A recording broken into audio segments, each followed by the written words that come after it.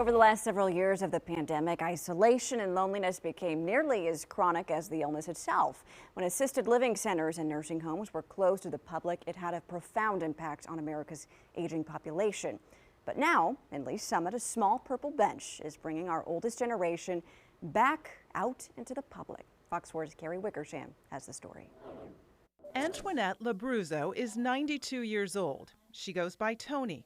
She grew up in the north end of Kansas City with 6 brothers and 2 sisters. And then in the summer, we would sleep on the porch and we'd see all the tops of the buildings downtown lit up. So, no, I lived. It was a good time. It really was. 20 years ago, Tony's husband passed away. Last October, the doctor told Tony she shouldn't live alone anymore. So she moved to Addington Place Senior Living in Lee's Summit. Her daughter visits all the time, but downsizing your life's memories into just 3 rooms is difficult. I'm making the best of it. That's all I could say. But it's not the same. But today, Tony's wearing her Sunday best, and she's stepping out to meet some new friends. Across town at the farmers market sits the Purple Bench. It's a new piece of furniture in Lee's Summit.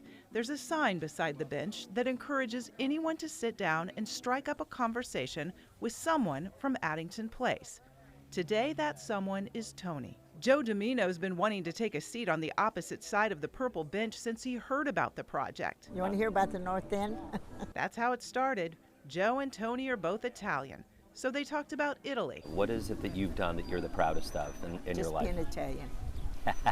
And food. My father, every meal was a feast to him. And love. Went to the same school, but we didn't get together during high school. And life. That bothered me more than anything, thinking about them taking my car away from me, because that was my independence. That's it, that's freedom. And by the time their 10 minutes on the clock had run out, they weren't really ready to wrap it up. I like all this question because it brings memories back to me too. The amount of wisdom and story, we need this. We have to tap into this, because if we lose our history, not only as a city, but as a people, we only have ourselves to blame. So after just a few minutes on the bench, Tony relinquishes her seat so others can make new friends, swap some stories, impart a little wisdom, and share a laugh.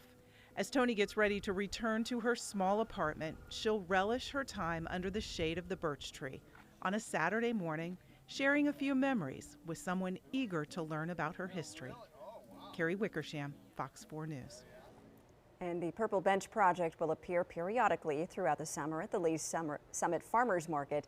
A lot of that, though, depends on the weather, as you probably guessed. You can follow the Purple Bench project on Facebook to see which Saturdays it'll be there.